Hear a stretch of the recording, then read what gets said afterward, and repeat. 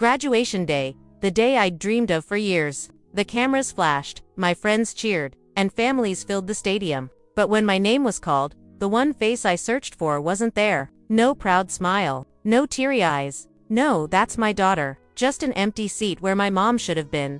I told myself she must have had a reason, work, traffic, something. But deep down, I knew the truth. She never believed I'd make it this far. So, I decided to give her something she'd never forget, not out of revenge, but out of love. My name's Ava.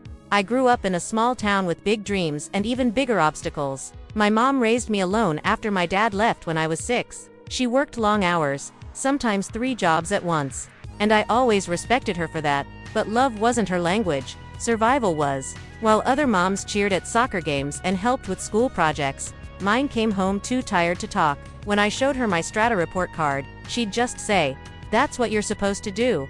By the time I was in high school, I stopped trying to impress her. I told myself, one day, I'll succeed so big she won't be able to ignore it. College was my second chance. I got a scholarship, the first in my family, and worked nights at a diner to cover what the scholarship didn't. I called mom often, but our conversations were short. She always said, "I'm proud of you," but it sounded more like habit than emotion. Still, when graduation approached, I sent her an invitation months in advance. It wasn't just any day, it was the day. 4 years of struggle, sleepless nights, and self-doubt all leading to one moment. I imagined her in the crowd, waving, maybe even crying a little. I wanted that moment. I needed it. The morning of graduation, I texted her, leaving for the ceremony. "Hope you're on your way." She didn't reply. An hour passed, then 2. When I stepped onto the stage and heard my name echo across the stadium, my heart swelled, but so did the emptiness.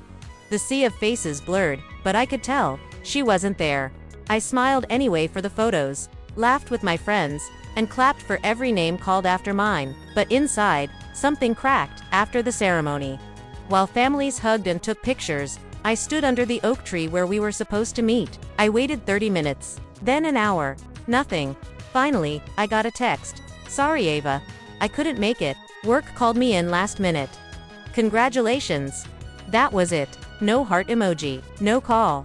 I went home that night, still in my gown, still clutching my diploma, and I cried harder than I ever had before. Not because she missed it, but because I realized I expected her to. A week later, I decided to do something different. Not to shame her, not to get revenge, but to show her what this moment meant to me. I printed one of my graduation photos, me in the cap and gown, holding the diploma, smiling through tears. On the back, I wrote, "This is what you worked for too. Every late shift, every missed dinner, every tired morning, it led here. You may have missed the ceremony, but you were there in every step I took." Then I placed it inside a wooden box, along with my first paycheck from college, the acceptance letter she'd once called a waste of time, and a small gold bracelet I'd saved for years, engraved with, "For all your sacrifices." I shipped it to her with no note, no warning, just silence.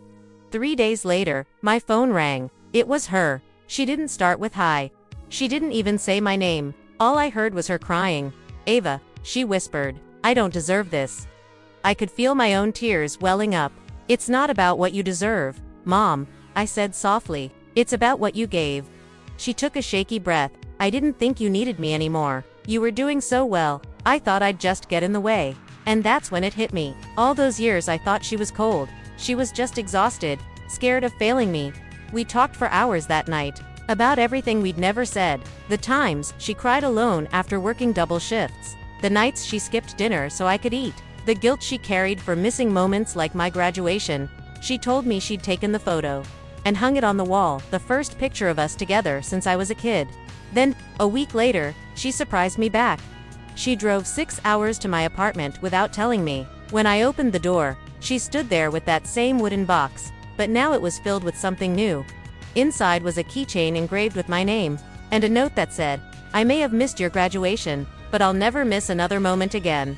We both cried, hugged, and laughed like time had rewound itself. Now, every time I look at that photo, I don't see the empty seat anymore. I see the journey, the silence, the distance, the misunderstanding, all leading to a moment of forgiveness. Because sometimes, life doesn't give you perfect endings. It gives you second chances disguised as heartbreak. Some people show love in ways we don't recognize until years later. If someone has ever let you down, remember, they might be fighting battles you can't see. Don't let pride steal your chance to forgive. A single act of kindness can heal years of silence. Would you forgive your mom if she missed your biggest moment? Share your thoughts in the comments below. And if stories of healing and redemption move you, subscribe for more real-life stories that remind us, love doesn't always show up on time, but it always finds its way home.